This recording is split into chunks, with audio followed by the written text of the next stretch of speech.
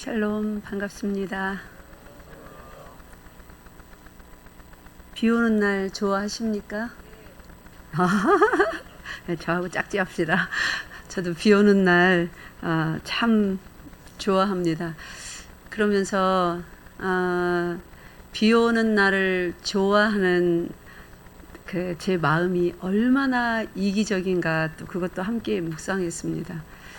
비 오는 날을 좋아하는데 어떤 비 오는 날을 좋아하냐면, 나는 나갈 일이 없어서 집안에 있든 가까운 카페를 가든 해서 분위기 좋게 커피 한 잔을 시키고 좋아하는 책 한 권 가지고 가서 앉아서 비 오는 바깥을 이렇게 바라보던 거, 그걸 좋아하더라고요. 그 얼마나 이기적입니까, 그죠? 남들은 지금 출근해야 되고 학교 가야 되는데, 내가 옛날에 학교 다닐 때 매일매일 학교를 교복 입고 가야 될 때 비 오는 날을 좋아했던가 돌이켜보니까 절대로 안 좋아했습니다. 방학 때 집에 있을 때 비 오는 날을 좋아했더라고요. 그래서 비 오는 날을 나는 참 좋아한다, 이런 것조차도 지독한 이기심에서 나오는 내 취향이구나. 자, 박 권사님, 비 오는 날을 좋아하십니까? 우리 둘이 우리 교회에서 제일 이기적인 걸로.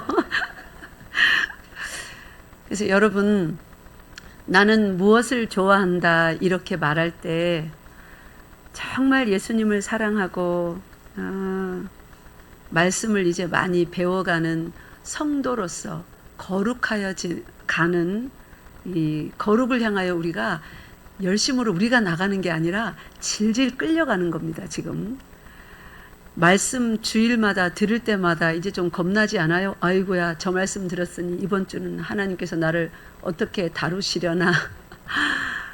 그런 생각 해본 적 없습니까? 예. 이제 말씀에 상당히 맛을 들이고 귀가 열린 분들은 말씀 들을 때, 또 새로운 주제로 넘어갈 때 이제 각오를 막 다지고 그런 일도 있지 싶습니다. 우리 교회가 내가 거룩하니 너희도 거룩할지어다, 이 주제를 올 한 해 주셨는데, 그래서 여러분들이 열심히 거룩을 향하여서 즐거이 가는 것은 절대로 아닐 것입니다. 아마 매일 거룩을 향한 그 목적지로 말씀에 의해서, 성령에 의해서 대장 되신 우리 구주께서 가자 하실 때 질질 끌려가느라 팔 다 까지고 무릎 다 까지고 나중에는 마음에 막 그냥 피가 철철 흐르는 그러한 아픔도 겪고 아마 그런 분들이 많지 싶어요. 근데 왜 떨어져 나가지 않냐고 여기 그대로 앉아 계세요? 그 길이 예수께서 가신 길이기 때문에 사람의 몸을 입고 그 길로 예수께서 가시면서 따라오라 하니까, 우리가 양심이 말씀으로 교화받아서 뭐가 선하고 뭐가 약한지 이제 양심이 살아났거든요. 우리 디모데전서 1장 5절 말씀에 의해서 배웠습니다. 그죠? 양심은 뭐라고요? 하나님께서 마음에 기록하여 주신 율법의 그다음 뭐예요? 행위라 그랬잖아요. 그죠? 무엇이 옳고 그른지 분별하고 판단해서 악을 멀리하고 선을 추구하는 그 행위가 양심입니다. 근데 이전에 양심에 털났을 때, 양심에 화인 맞은 죄와 사망 가운데 죽어 있었을 때, 예수 그리스도를 몰랐었을 때, 그때는 그냥 내가 하고 싶은 대로, 다른 사람도 다 그러고 사는데, 그러면서 여러분의 정욕대로 살았을 거예요. 정욕대로 산다는 말은 우리 왜 쉽게 정욕적이다 이러면 막 굉장히 음란한 거, 그런 거 많이 생각하잖아요. 그죠? 그것만 정욕적인 것이 아니라 우리 사람의 마음 속에, 피 속에서 끓어오르는 모든 사람의 마음에서 나오는 소원이 정욕이라고 하는 거예요. 육체에서 나오는 욕심, 어떤 갈망, 욕망, 그게 정욕이에요. 이제 그것대로 삽니다. 남들 다 그렇게 사는데 내 인생은 나의 것인데 내 맘대로 살지 당신이 왜 이러면서 부모에게까지도 고개 빳빳이 들고 삿대질하며 대드는 그러한 삶을 삽니다. 그게 타락한 양심이에요. 화인 맞은 양심이에요. 근데 예수를 믿고 구원받았다 하는 것은 무엇이냐면 그 타락한 양심에서, 죽은 양심에서 이제 양심이 다시 살아나서, 따라하세요, 구조뿐만 아니라 기능도 활성화되는 것.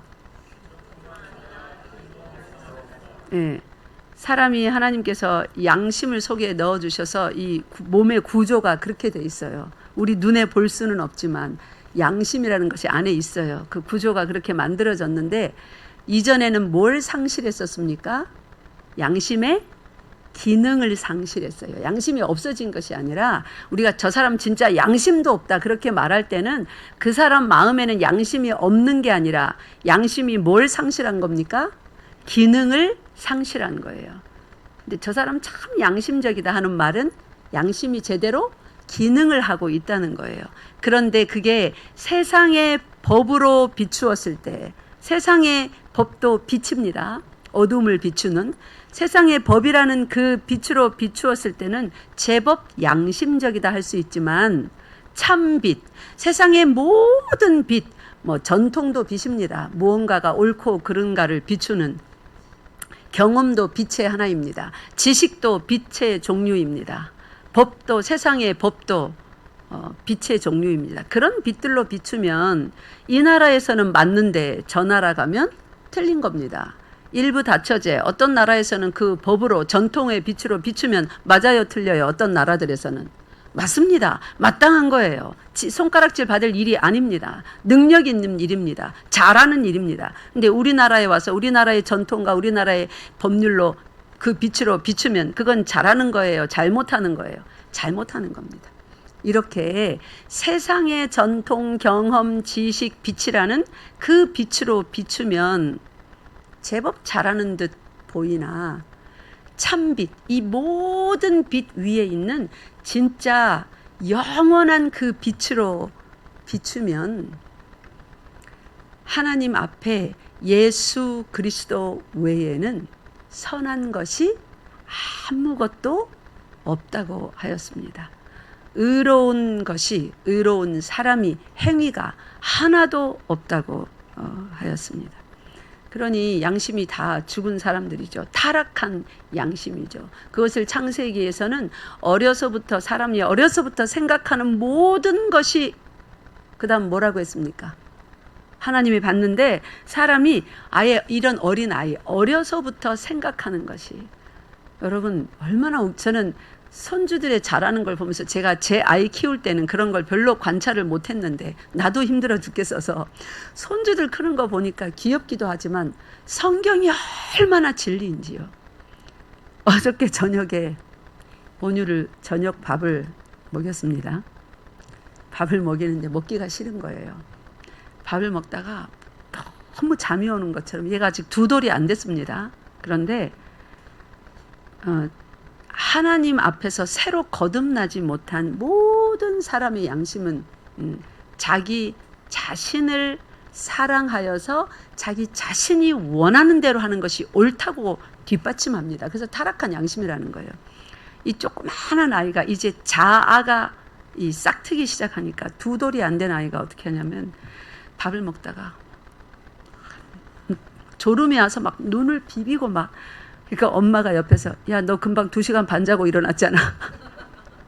그러니까 그게 안 통하니까 다시 밥을 받아 먹어요. 그러더니 우웩 하더니 자기가 등허리를 탁탁탁 쳐요. 도대체가 이게 안 넘어간다 이 말이에요. 그러니까 엄마가 옆에 있다가 유민이 하는 거 보고 그대로 따라 하는 거예요. 지금 형님의 발자취를 따라서. 그 어린 아이가 자라면서 이제 좀 있다가 뭐 할까요? 여러분, 이 어린아이들 다 한 짓이고 여러분 어려서 다 한 짓입니다. 이렇게 이제 조금만 더 자라면 뭐 하기 시작해요? 거짓말하기 시작하잖아요. 자기의 유익을 위하여서. 그 엄마가 가르쳤을까요? 얘야 네가 이제 2돌이나 지났는데 거짓말 하나 못하면 네가 사람 고시를 하겠니? 이럴 때는 요렇게 말해서 위기를 모면하는 거란다 하고 거짓말을 가르쳐요? 안 가르치잖아요. 근데 도사입니다. 아무도 안 가르쳤는데 그냥 막 머리가 돌아가요. 양심이 막 그냥 그것이 맞다고 그쪽으로 가게 해요. 안 그러면 손해보는 것 같은 그런 엄청 억울한 마음이 생각이 막 듭니다. 사람이 그렇게 자라가요. 근데 어느 날 스톱! 하고 하나님께서 놀랬죠. 말씀의 칼을 확 들이대는 거예요. 예수 그리스도라는 참 빛을 확 들이대는 거예요. 양날선 검보다도 더 예리한 살아있는 혼과 연과 관절과 골수를 찔러 쪼개서 마음의 모든 숨은 생각과 태도를 다 드러내는 무엇이 옳고 그른지, 그래서 악을 멀리하고 선을 추구할 수 있도록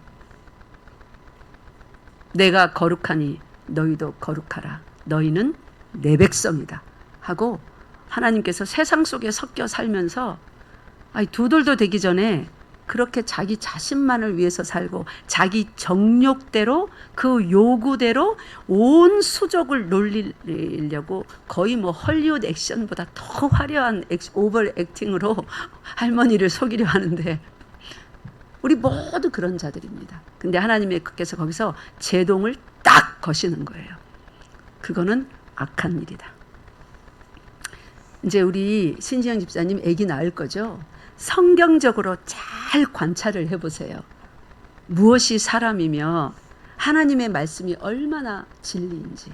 그래서 아이를 청년이 되고 어른이 되게 할 때 제대로 진짜 성숙한 한 사람으로 온전한 인격을 소유한 사람으로 반듯하게 세워서 이 세상의 모든 악을 넘어서서 참 진리와 선을 추구하는 참 사람을 만드는 것은 학교 교육이 아닙니다. 학원 교육이 아닙니다.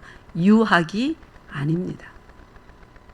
저는 신앙이 제대로 그 속에 뿌리 내리기 전에 아무리 똑똑하고 뭐 천재적인 재능을 가져도 혼자 유학 보내는 거, 혼자 밖에 나가서 살게 하는 거 절대 반대입니다. 아이들이 독립하기 전에는 그 속에 양심을 살려놓고 독립을 시켜야 됩니다. 그러지 않으면요. 부모 밑에서도 컨트롤 안 되던 그 양심이 혼자 독립하면 어떻게 될까요? 이제 싹을 피우겠죠.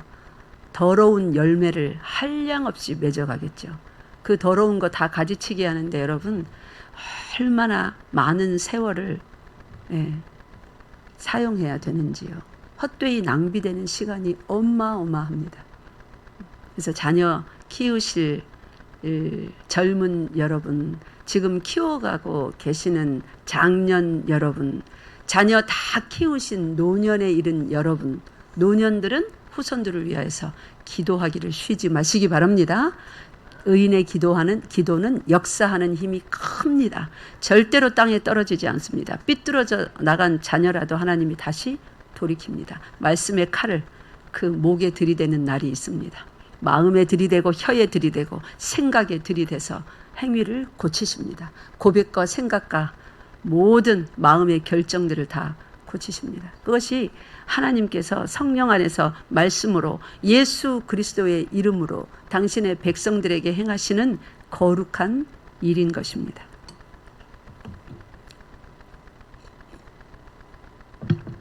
15장 본문 읽어놓고 들어가기 전에 서론이 참으로 길죠. 아직 안 끝났습니다. 제가 15장 1절부터 4절만, 원래 15장 1절부터 6절이 한 덩어리예요. 14장 1절부터 쭉 연결된. 근데 이 속에 담긴 내용이 너무 둥치가 커서 어디서부터 시작할까 하나님 앞에 아직도 기도하면서 서론을 이어가고 있는 거예요. 여러분의 마음이 활짝 열리고 말씀을 대하는 생각과 여러분의 지식이, 지각이 성령 안에서 활짝 열리도록 지금 밑작업을 하고 있는 겁니다. 그러지 않으면 15장을 겉만 핥아요. 문자적으로야 15장 1절부터 4절 지금 읽은 거 읽으면 여기 이해 못할 사람이 어디 있습니까? 그게 문제예요. 진짜 무슨 말인지 다들 국어를 배워서 책 읽으면 한국 읽으면 아는데 진짜 모르겠다. 이래야 좀 관심을 가지고 열심히 배울 텐데 이렇게 읽으면 다 아는 것 같은 이런 쉬운 것 같은 말씀은 별로 관심을 힘을 다하여서 기울이지 않을 수 있거든요.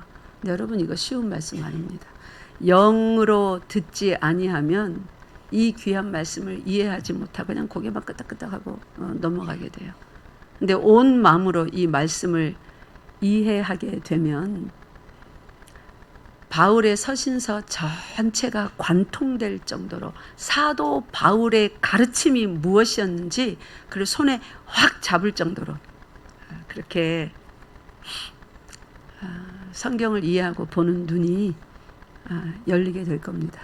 그리고 교회가 무엇인지 하나님이 도대체 교회에게 성도들에게 어떤 삶을 원하시는지 그것이 명확하게 선명하게 이제 드디어 그게 그 말이구나 하고 손에 잡히는 일이 일어날 줄로 믿으시기 바랍니다. 그래서 그렇게 말씀을 전해야 되는데 이 둥치가 크고 깊은 이 말씀 여기 짧은 구절에 이렇게 있지만 어떻게 전해야 될까 거의 막막할 지경이에요. 금요 철야 시간 같으면 그래도 좀 천천히 풀어갈 텐데 주일 오전 예배이기 때문에 시간이 더 짧습니다. 그래서 제 마음이 지금 거의 막막할 정도로 어디서 어떻게 시작을 이거를 터뜨려야 될까 성경 하나님 제 입술을 주장해 주시옵소서 하며 서론을 이어가고 있습니다. 사람의 양심이라는 것이 그렇게 죽었다가 우리들은 예수 그리스도의 보혈의 공로로 말미암아 양심이 드디어 일어나서 말씀 위에 서서 기능을 다시 회복하여 작동하기 시작하였어요. 근데 양심이 작동하기 시작하였는데 사람의 마음에다가 기록하여 주신 율법이라서 이게 영 속에 있는 것과 또 다릅니다. 사람의 마음은 이 사람의 정욕의 방해를 굉장히 많이 받습니다. 여러분 마음을 먹었는데 마음 먹은 대로 하는 게 많습니까? 안 하는 게 많습니까? 안 하는 게 얼만큼 많을까요? 예? 어제 하루만 생각해 보세요. 뭐 많이 생각할 거 없이 어제 하루만 생각해 보세요. 어제 하루 마음 먹은 거 대로 한 것은 몇 퍼센트나 되는가? 대체로 다 20% 아무리 열심히 해도 20% 미만일 겁니다. 그래서 그런 법칙도 있어요. 세상에 모든 일을 80대 20 법칙. 그래서 20%만 제대로 해내도 엄청나게 성공하는 거예요. 거의 10%도 못할 겁니다. 생각만 하는 거예요. 그런 걸 공상이라고 그러죠. 공상. 공허한 생각. 공허한 생각이 뭐예요? 좀 더 구체적으로 말해 봅시다. 실행에 옮기지 못하고 생각만 한 거, 그거를 공상이라고 한다고 했습니다. 공허한 생각. 공허한 생각의 의미가 뭡니까? 성경적으로 한번 말해 보세요. 공허한 생각의 의미. 네? 공허한 생각이 성경적으로 뭐예요? 따라하세요. 열매가 없는 생각. 열매 맺지 못하는 생각.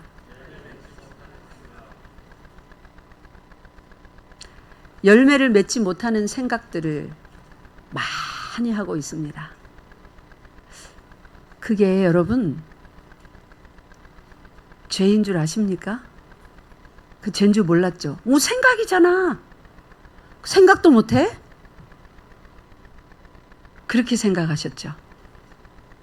근데 열매를 맺지 않는, 열매를 맺지 못하는 공허 가운데 들어 앉아서 그것이 죄인 줄도 모르고 공허한 생각, 즉 공상을 많이 하는 시간을 갖는 것 큰 죄입니다. 왜 큰 죄인지 제가 성경으로 증명을 해드릴게요. 요한복음 펴보세요. 이제 말씀에 지금 가닥을 제가 잡히기 시작했어요. 이 큰 둥치의 말씀을 어디서부터 시작해야 될지.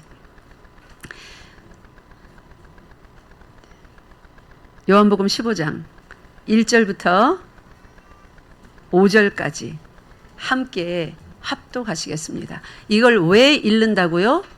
공허한 생각을, 즉 열매 맺지 못하는 생각, 열매 맺지 않는 생각, 생각만 하는 그 시간, 그것을 많이 하고 앉아 있는 것이 죄라고 했습니다. 그죠? 그게 왜 죄인지 알기 위하여서 지금 읽는 성경 구절입니다. 요한복음 15장 1절부터 5절입니다. 시작. 나는 참 포도나무요 내 아버지는 농부라. 무릇 내게 붙어 있어 열매를 맺지 아니하는 가지는 아버지께서 그것을 제거해 버리시고, 무릇 열매를 맺는 가지는 더 열매를 맺게 하려 하여 그것을 깨끗하게 하시느니라.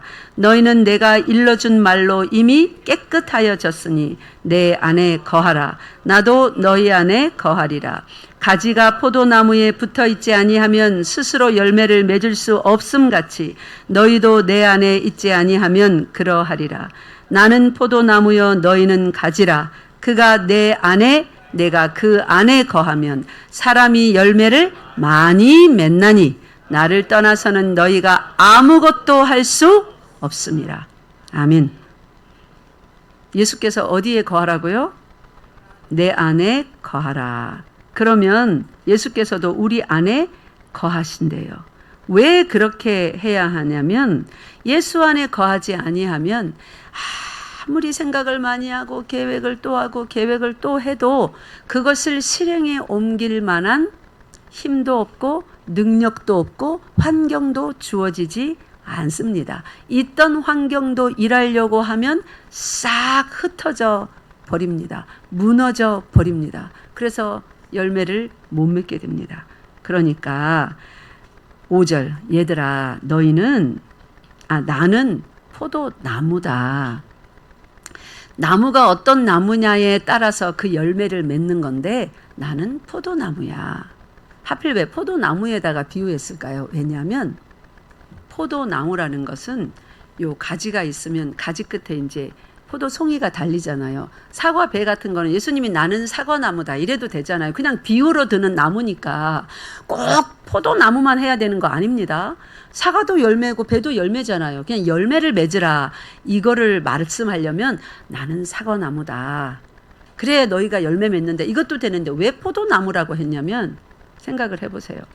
포도나무는 열매를 맺는데 하나의 가지 끝에 그 송이가 이렇게 달려요. 근데 최대한의 열매를 맺는 거예요. 나중에는 어느 정도로 열매를 맺어요? 많이 맺으면 가지가 휘어져서 뭐 거의 끊어질 정도로. 근데 끊어지지 않습니다. 포도나무가 얼마나 강한지. 이렇게 휘어져요. 뭐 무게 때문에요? 열매에. 이 송이가 이 포도 한 송이에 알맹이가 막 주렁주렁 그게 성령의 열매예요. 사랑, 희락, 화평, 자비, 양성, 충성, 절제.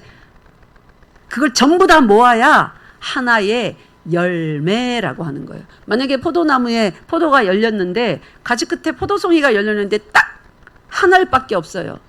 그게 포도입니까? 이게 자두야? 천도복숭이야? 겉면은 뺀질뺀질하니까 의심하겠죠. 포도는 그렇게 되는 게 아니에요.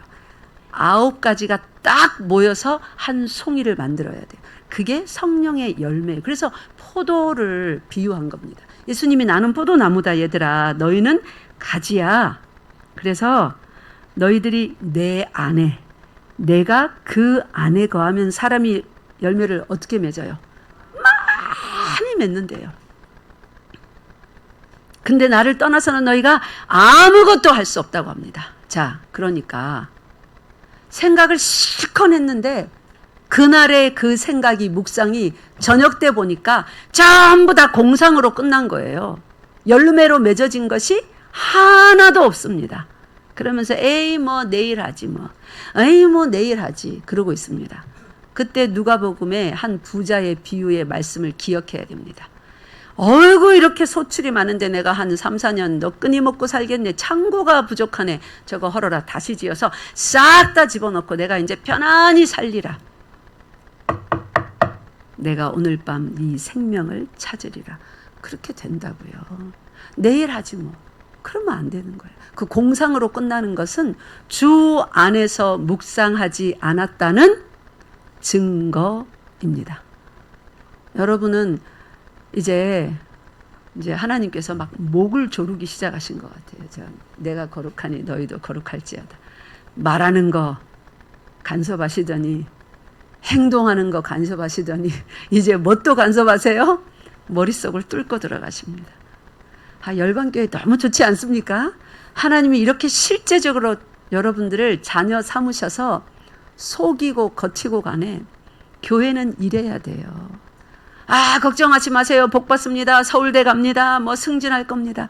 그거는 절에 가도 하는 거고 다른 어떤 종교 가도 다 하는 거예요. 참신이신 하나님은 그거 하려고 예수 그리스도를 십자가에 내어주지 않았습니다. 오늘 여러분이 듣는 이런 말씀을 주셔서 주의 자녀들을 속도 거룩하게 겉도 거룩하게 하셔서 땅에서도 살아보게 하시고 이제 그러한 사람들을 데리고 가셔서 당신의 나라에서 영원토록 복을 만대에 누리며 살게 하시려고 시작하신 구원의 일이에요. 그 정도 복을 예정받았으면, 약속받았으면 이렇게 말씀드려야죠. 실제적인 간섭 받아야죠. 비 오는 날, 이런 비 오는 날 공휴일 날 출근도 안 하고 집에 누워서 부침개 부쳐 먹고 배 두드리면서 옛날 첫사랑, 내가 그 사람하고 결혼했어야 되는데, 내가 그때 그 일을 계약을 했었어야 되는데, 내가 그 사람을 그때 왜 만나가지고 말이야, 그 말 들어가지고 내가 그래.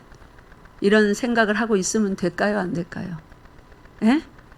그런 생각하는 시간 죄입니다. 그런 생각하면 안 되는 거예요. 히브리서 4장 가봅시다. 히브리서 4장 가기 전에 15장 6절, 그 요한복음 15장 그 아까 5절까지 읽었죠. 6절 읽어봅시다. 시작. 사람이 내 안에 거하지 아니하면 가지처럼 밖에 버려져 마르나니 사람들이 그것을 모아다가 불에 던져 사르느니라. 하나님이 우리를 이제 한번 구원하셨기 때문에 여러분들은 불에 던지지 않아요. 근데 그렇게 계속 공허한 생각, 상상의 날에만 예수님과 상관없이, 말씀과 상관없이 펼치는 그러한 헛되게 낭비하는, 세월을 아끼라고 했는데 세월을 허비해버리는 그 시간을 많이 보내고 앉아 있으면 어떻게 할까요? 불에 완전히 살라버리지는 않습니다. 그런데 어떻게 할까요? 딱딱 묶어가지고 따라하세요. 불같은 시험 많으나 겁내지 마라이. 내가 너를 지금 연단하는 거야. 네 생각 속에 그 더러운 복수 차듯이 차있는 세상의 구정물을 뽑아내느라고 불로써 태우는 거야. 그런 시험 속에, 연단 속에 던져지게 됩니다. 그 찌꺼기, 더러운 세상의 물을 뽑아내야 되거든요. 제가 옛날에 사람들하고 잘 못 어울리니까 속에 불평불만이 많아서 가족과도 어울리기 싫고 세상 나가서도 자존심은 있어가지고 그때는 애들을 한 명만 낳으면 좀 귀족같이 대접받고 2명만 낳은 집은 제대로 된 국민이고 우리같이 7명 있는 집은 매국노였거든요. 우리 집은 왜 이렇게 애도 많아가지고 집도 이리 가난한데 그러면서 맨날 불평하고 어디 가서 내세울 것도 없고 하니까 혼자 공상을 많이 했습니다. 그러던 시간이 얼마나 죄악된 시간이었는지, 실제 입으로 욕 안 하고 손으로 나쁜 일 안 해도 내 방에 앉아서 생각만 했는데도 말씀을 깨닫고 나니까 그런 모든 시간이 얼마나 하나님 앞에 더러운 죄를 지었던 시간인지. 이제 그런 시간을 많이 가지면 여러분 공상만 하고 뭐 되는 일이 없으면 생각했던 모든 것이 열매를 하나도 못 떼고 못 맺고 전부 다 공상으로 끝나면 그게 여러분 그냥 뭐 그럴 수 있지 하고 공상으로 끝나는 줄 압니까? 아닙니다. 여러분 이거 잘 들으세요. 여러분이 생각하는 많은 일에 실제적인 어떤 결론을 도출해내지 못하고 공상으로 끝나는 일이 많잖아요. 그죠? 그렇게 되면 이제 이게 정신에 어마어마한 스트레스를 줍니다. 그러면 스트레스가 쌓이면 어떻게 해야 돼요? 스트레스를 풀어야죠. 그럼 예수 믿는 사람들은 스트레스를 어떻게 풀까요? 세상 사람들은 어떻게 풀어요? 술 먹죠? 약 먹죠? 또요. 막 나가서 바람 피죠. 실제로 간음을 저지르죠. 그럼 예수 믿는 사람들은 스트레스를 어떻게 풀까요? 다 공상으로 끝나버려요. 되는 일이 하나도 없어요. 스트레스를 어떻게 푸는 줄 아세요? 나가서 이제 실제로 바람은 못 핍니다. 하나님 두려워서. 성도들 눈 두려워서. 목사님 눈 딱 보면 왠지 알 것 같고 괜히 딱 보면 뭐 알았나 막 이렇게 싶고 그죠? 그러니까 어떻게 해요? 생각으로 음란에 깊이 빠집니다. 자기 혼자 있을 때 이제 야동을 보기 시작합니다. 생각으로 상상하는 음란에서 실제적인 그건 아무도 모를 것 같잖아요. 그죠? 자기 혼자 하는 거니까. 그래서 음란에 빠지는 거예요. 공상하는 시간이 많아지면 이 결론이 안 나면 열매를 못 맺으면 정신세계에 스트레스로 쌓여요. 그래서 음란해지는 거예요. 그리스도인들이. 그게 한쪽입니다. 날개는 항상 양쪽이 있어야 날아가죠. 사단이 날개를 달아줘요. 자기한테 날아오라고. 한쪽 날개는 음란이에요. 한쪽 날개는 뭘까요? 네? 한쪽 날개는 사치와 돈이 있는 사람은 사치죠. 없는 사람은 빌려서라도 합니다. 카드를 긁어서라도 홈쇼핑을 막 해댑니다. 그런 낭비가 있습니다. 플러스 또 뭐가 있어요? 짜증나도 자기가 자기를 볼 때에 참 벌레 같죠.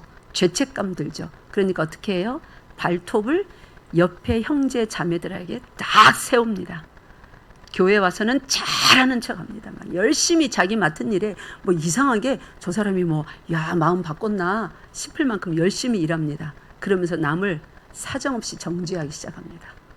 믿은 지 몇 년 됐는데 직분이 뭔데 그것밖에 못하면서 빡빡 긁어서 옆 사람 얼굴에 죄다 상처를 내놓고 마음 깊숙이 상처를 냅니다. 그 엑스맨의 울버린 있죠. 여기에 스탠 칼 달고 다니는 사람 막 칩니다. 그렇게 양날개를 달고 누구에게로 날아갈까요? 마귀께로 날아갑니다. 설명을 자세히 들어보니 여러분의 몇 년, 몇 월, 며칠의 삶 같지 않습니까? 그것이 절대로 2024년 6월 30일이 아니기를 바랍니다. 어제까지였기를 바랍니다. 오늘 아침도 그랬다면 말씀 듣는 이 시간, 말씀의 검에 못된 그런 생각과 마음 싹 잘림 받으시기 바랍니다. 그래서 그런 증상들이 나오는 거예요. 히브리서로 가봅시다. 히브리서 4장.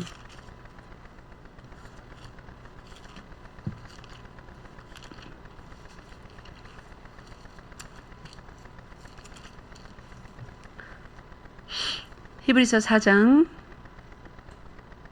11절 12절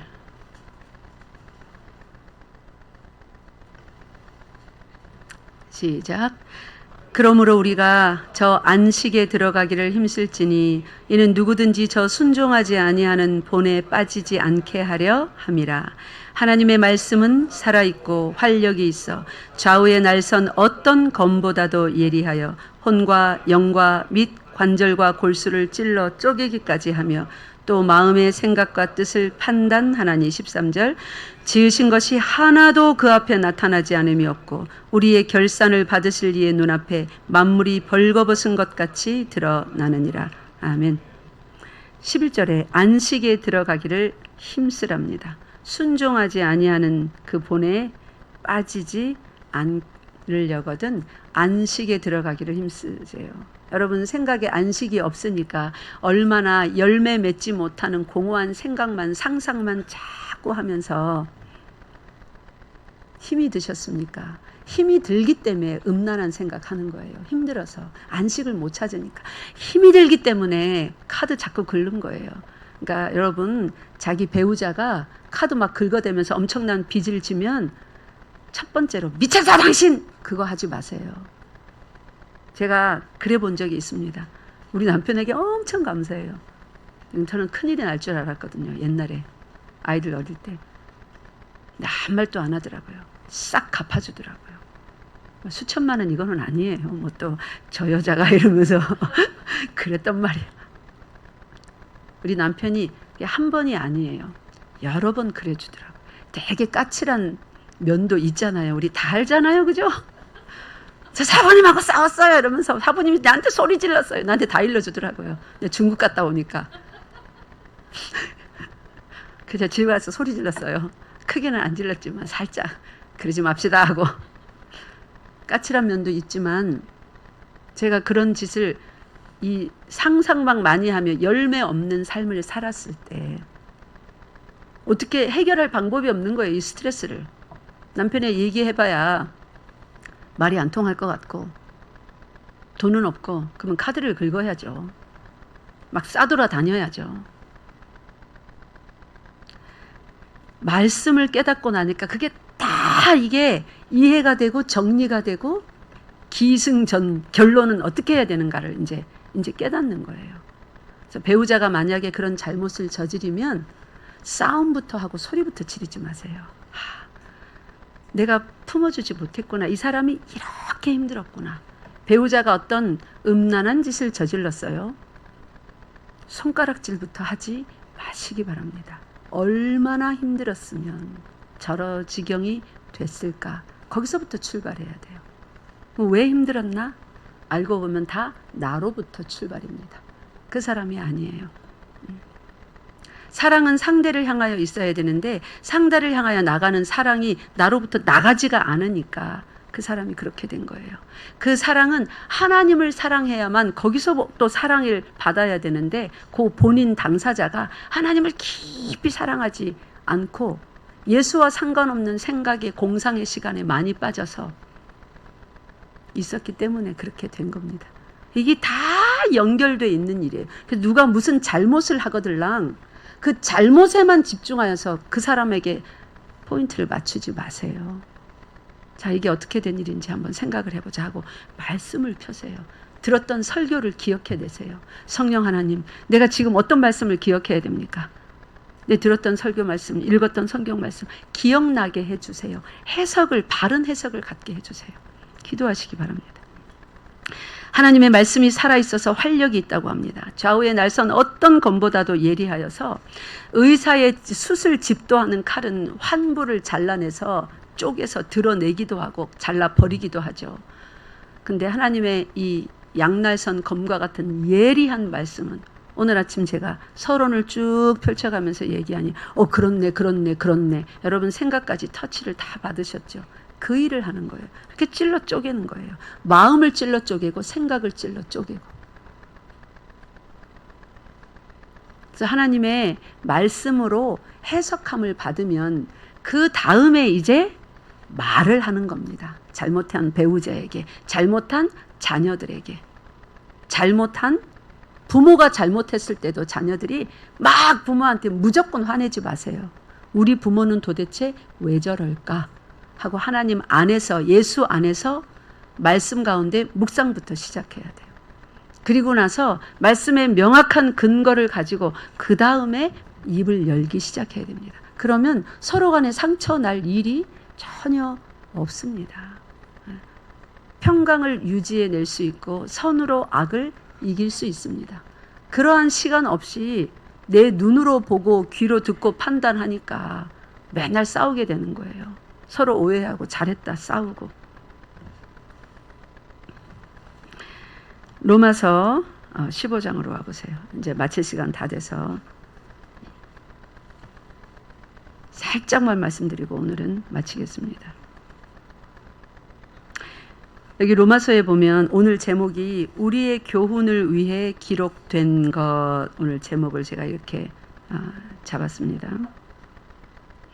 여기 4절에 있는 말씀이에요. 15장 4절에 무엇이든지 전에 기록된 바는 우리의 교훈을 위하여 기록된 것이니, 전에 기록된 바라는 것은 여기 3절에 있는 이제 표면적으로 문자적으로 1차적으로는 3절에 있는 그 성경 말씀 중에 기억 이렇게 뭐 빨간 걸로 표시해 놓은 거 있죠. 중간쯤에 주를 비방하는 자들의 비방이 내게 미쳤나이다 함과 같으니라. 시편 69편의 9절 다윗 왕의 고백인데, 이것을 이제 다윗 왕이 1인칭 시점으로 고백한 이것을 메시아이신 예수 그리스도에게 적용하여서 그렇게 말씀하고 있습니다. 그리고 4절에 와서는 동일한 그 말씀을 우리에게 적용해서 말씀하고 있습니다.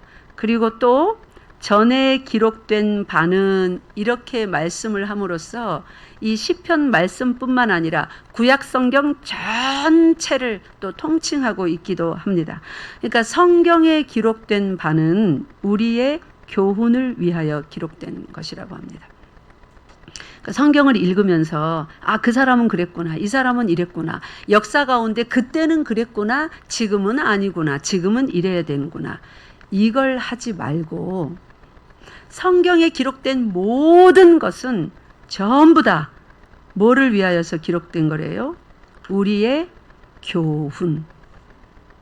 뭐가 우리에게 주시는 교훈이에요? 우리에게 어떤 교훈을 주시려고 성경에 전에 이렇게, 여기서 전에 기록된 것은 구약 성경을 말합니다. 1차적으로 지금 사도 바울이 활동하던 시기에는 신약 성경은 아직 완성되지 않았습니다. 이제 사도 바울이 앞으로 계속 써 나가야 되잖아요. 다른 사도들도 써야 되고. 그래서 구약 성경을 말하는 거예요. 이 구약 성경 전체 기록된 그것은 우리의 교훈을 위하여 기록된 것이라고 합니다. 그러면 무슨 교훈을 위하여서 이게 기록되었는가? 요한복음 5장 가보세요. 예수 그리스도께서 친히 말씀해 주신 적이 있습니다. 어떤 교훈을 위하여서 구약 성경이 다 기록되었는가? 요한복음 5장 39절입니다.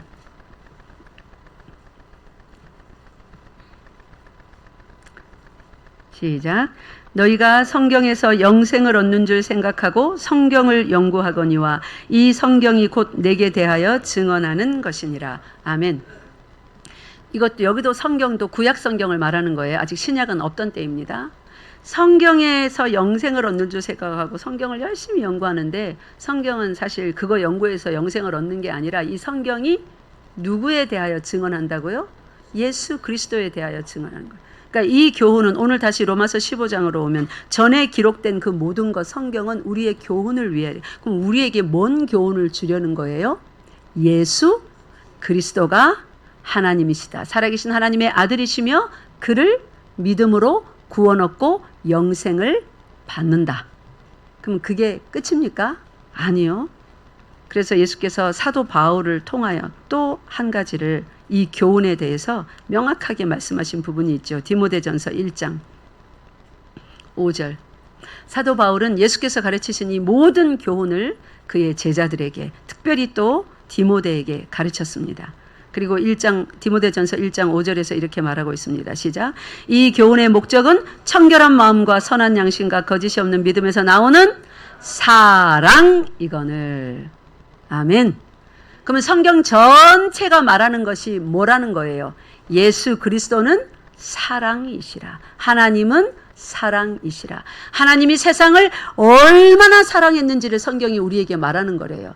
하나님이 세상을 얼마나 사랑했대요? 요한복음 3장 16절에 이처럼 사랑했대요. 그 이처럼이 어떻게 사랑한 건데요? 요한 1서에 또 나옵니다. 사랑은 이것이니 하면서 하나님께서 그 아들을 세상에 보내셔서 우리 죄를 대신하여 죽게 하신 거래요. 그것이 하나님이 보여주신 사랑이래요. 그러면 사랑이라는 것은 기본적으로 우리는 죄인들이라 죄 가운데 잉태되고 죄 가운데 태어나서 죄악된 세상 가운데서 학교 교육을 받고 자라니까 사랑 이러면 나부터 출발하는 걸로 알아요. 너 자신을 사랑해야 남도 사랑할 수 있지. 자꾸만 거기서부터 생각합니다. 그래서 나를 사랑하는 일에 조금이라도 이 방해를 받으면 분노하는 거예요. 아닙니다. 사랑은 나를 생각하는 게 사랑이 아니라 그게 타락한 사랑이에요. 죄악된 사랑이에요. 사랑의 속성은 상대를 사랑하는 거예요. 상대의 유익을 구하는 거예요. 상대의 생명을 위하여 상대를 돕는 거예요. 그것을 사랑이라고 합니다. 근데 우리 모두는 나를 먼저 사랑해요. 둘이서 사랑하기로 약속하고 약혼하고 결혼하고 선서하고 다 해놓고 저 사람이 나를 사랑해 주는 일에 좀 별로인 것 같으면, 내가 저 사람을 사랑하는 일이 아니라 저 사람이 나를 사랑해 주는 일에 좀 별로인 것 같으면, 내가 외로우면 나 당신하고 못 살겠어 하고 헤어지죠. 그죠? 이게 사람의 잘못된 죄인의 사랑입니다. 사랑은 그런 게 아니에요. 내가 상대를 얼마나 사랑하는가. 성경의 잣대로 사랑이 뭐라고요? 목숨까지 주는 거. 친구를 위하여 목숨을 버리면 이보다 더 큰 사랑이 없느니라. 그걸 사랑이라고 한다니까요. 나를 위하여 뭔가를 하는 거. 좀 우습게 말해볼게요. 변태짓입니다. 성경은 그걸 가르친 적이 단 한 번도 없습니다. 사랑은 반드시 대상을 필요로 하고 그 대상에게 흐르게 하기 위해 있어요. 그래서 하나님은 한 분이시지만 하나님은 사랑이시라 할 때 사랑의 대상을 가지고 존재하십니다. 어떻게 해요? 성부, 성자, 성령, 삼위 하나님이 이 관계 속에 사랑이 흐르는 거예요. 그래서 하나님은 사랑이신 거예요. 혼자 있으면서 나는 대단해, 나는 완벽해, 이 자기애를 가진 하나님이 아니에요. 성부는 성자를 사랑하고 성자는 성령을 사랑하고 성령은 성부를 사랑하고, 이 사랑이라는 상대를 향하여 흐르는 완전한 그 감격적인 능력의 역사하는 성품으로 서로를 꽉 붙들고 있습니다. 그래서 한 분이라고 하는 겁니다. 믿습니까? 이것을 우리에게 요구하시는 거예요. 이 사랑을 우리에게 가르치시려 남녀를 만드시고 한 몸을 이루고 그렇게 꽉 붙들어라. 이것이 사랑이다. 상대가 나를 사랑하지 않는다고 불평하지 말아라. 네가 사랑하여라. 목숨까지 주어라. 성경은 우리에게 그 사랑을 가르치는데, 아니 예수 믿어놓고도 꼭 목사님이 뭐 나를 사랑 안 하고 뭐 장로님이 누구만 사랑하고, 지가 사랑하면 될 거 아니에요. 그 사람을. 그러면 성경을 제대로 배웠으면. 그래서 사도 바울이 이거를 뭐라고 표현하냐면, 이제 마치겠습니다. 로마서 15장 20절, 아니 로마서 14장 20절 시작. 음식으로 말미암아 하나님의 사업을 무너지게 하지 말라. 네, 됐습니다. 음식으로 말미암아 하나님의 사업을 무너지게 하지 말래.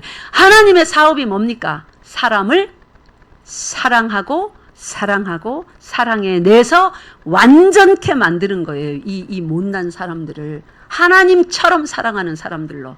하나님처럼 사랑하는 건 뭐예요? 자기애에서 벗어나서 상대를 죽기까지 사랑하는, 절대적으로 신뢰하며. 어떤 사람을 그렇게 사랑합니까? 나를 사랑해주는 사람요?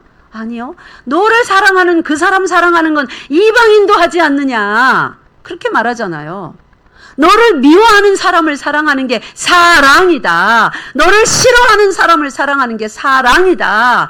너에게 칼 빼들고 달려드는 사람을 위해서 죽어주는 게 사랑이다.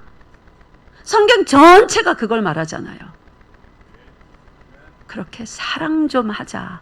내가 너희를 사랑한 것처럼 너희가 좀 그렇게 사랑해라. 왜 음식 따위 가지고 뭘 먹느니 못하느니, 왜 네 경험 가지고 너의 전통 가지고 네 지식 가지고 형제를 상처내느냐. 네 지식이 뭐 그래 중요하고 너의 경험이 뭘 그리 중요하느냐. 사랑해라. 우리 열방교회의 하나님은 오늘도 그것을 외치십니다. 여러분 가진 거 그거 하나도 안 중요해요. 뭐 그리 똑똑하세요. 뭐 그리 잘났습니까? 다 예수님 바라보시기 바랍니다. 예수님 바라보시기 바랍니다. 사도 바울은 이 똑똑한 분이, 이 거룩한 분이 사랑을 해내기 위하여서, 주님 닮기 위하여서 어느 정도까지 한 줄 아십니까? 고린도전서 8장.